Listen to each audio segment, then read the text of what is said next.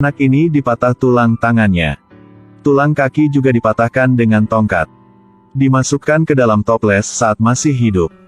Bagian dalamnya dipenuhi dengan air beracun yang direndam dalam hal-hal unik. Latih anak itu untuk menjadi kawan. Tubuhnya hanya bisa tetap dalam bentuk anak-anak. Hidup di fase seperti monster. Waktu lewat. Jiwanya menjadi semakin terdistorsi. Dia membenci orang lain dengan anggota tubuh yang sehat. Bisa lari dan lompat kemana-mana.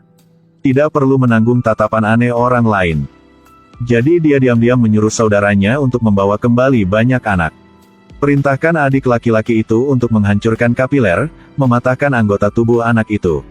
Untuk memuaskan nafsunya untuk membalas dendam. Kak, anak-anak itu semua lincah dan imut.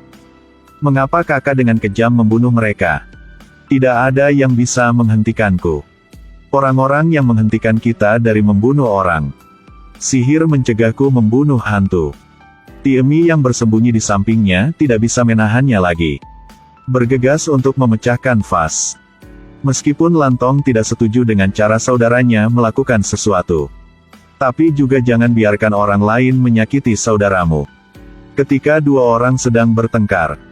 Cinta iblis yang menjelma. Dia menunjuk dua orang. Lalu pergi ke sisi Lan Yan. Dia memberitahu Lan Yan, dia bisa mengubahmu kembali menjadi manusia. Tapi syaratnya adalah dengan sukarela menjual jiwamu. Tidak terduga, Lan Yan setuju. Kemudian iblis itu menggunakan sihir untuk melepaskan Lan Yan. Tapi Lan Yan juga benar-benar berubah menjadi monster beracun. Dapatkan kembali kebebasannya, hatinya dipenuhi dengan kebencian.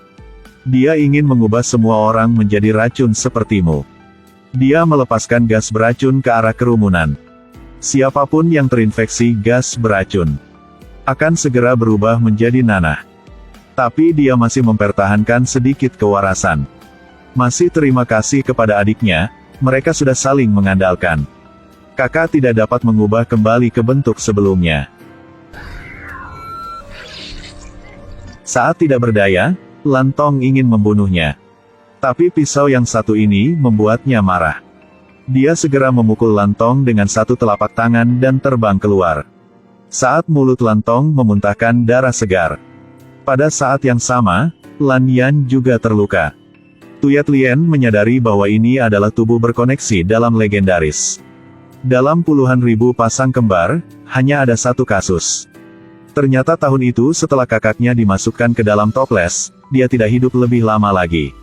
Untuk menyelamatkan kakaknya, Lantong memberi Lan Yan setengah dari hidupnya. Sejak itu, kehidupan mereka telah dihubungkan bersama. Lantong juga mengeluarkan kebaikannya. Berubah menjadi monyet ajaib. Setelah mengetahui semua ini, Lan Yan akhirnya sadar. Tapi semuanya sudah terlambat. Kehidupan dua orang telah berakhir. Sekarang juga, jiwanya terbang keluar. Di bawah kekuatan pengobatan herbal. Jiwa Lan Yan masuk ke dalam tubuh monyet mengerikan. Berubah menjadi monyet di 12 tanda zodiak. Sisi jujurmu telah kembali. Sejak saat itu, dia hidup dengan baik di dunia alih-alih bagian saudaranya. Kelompok penduduk desa ini sedang berburu harimau. Harimau ingin melihat kesempatan yang tepat untuk mematahkan pengepungan. Tapi penduduk desa sudah siap sebelumnya. Langsung menusuk harimau dengan tusuk sate harimau. Harimau itu langsung jatuh dan tidak bisa bangun. Yen Enhi diam-diam mengikuti adegan ini.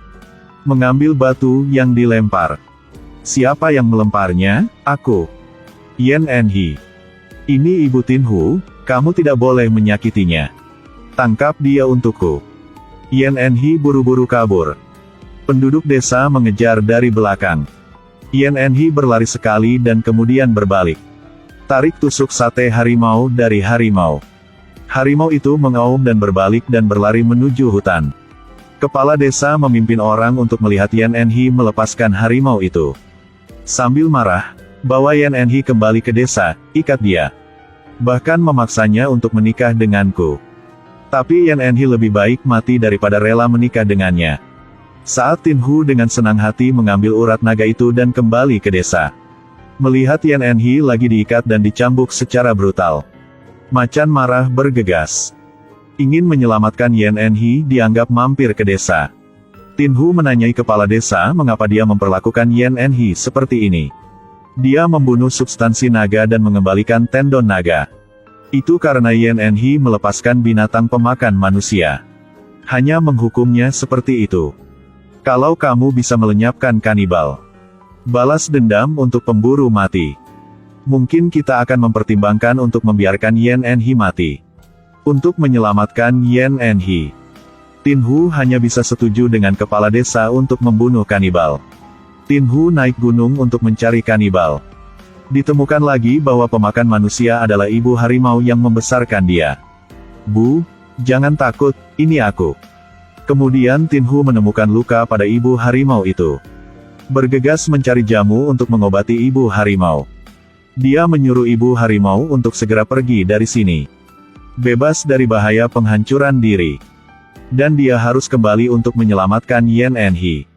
Setelah ibu harimau dan Tin Hu mengucapkan selamat tinggal, hanya turun gunung untuk keluar dari sini. Tanpa diduga, kepala desa diam-diam mengatur penyergapan untuk waktu yang lama.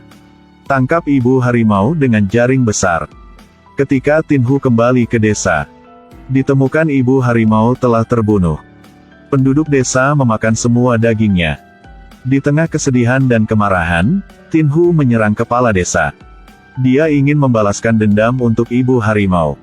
Akhirnya, kepala desa menjatuhkannya ke tanah dengan pedang tulang harimau. Pedang tulang harimau ini adalah intisari. Tin Hu terikat. Yen Enhi juga dimasukkan ke dalam panci untuk dimasak. Dia memberitahu Tin Hu bahwa untuk menyelamatkan Yen Enhi, dia harus menghilangkan bahaya. Dan bahaya ketiga ini adalah Star Tiger. Untuk menyelamatkan Yen Enhi, Tin Hu hanya harus setuju. Kepala desa mengangkat pedang tulang harimau dan menikamnya di Tin Hu. Yen Enhi tidak peduli dengan hidupnya dan berlari untuk memblokir air mani yang satu ini alih-alih Tin Hu. Jadi, Yen Enhi meninggal secara tragis di hati Tin Hu. Ibu harimau dibesarkan dan gadis yang dicintainya meninggal pada saat yang sama. Sifat iblis Star Tiger meledak. Kekuatan Dewa Harimau meliputi seluruh orang. Pukulan yang melepaskan amarah tanpa akhir, menyebabkan kepala desa segera knock-out. Setelah itu, dia membantai penduduk desa dan membantai penduduk desa.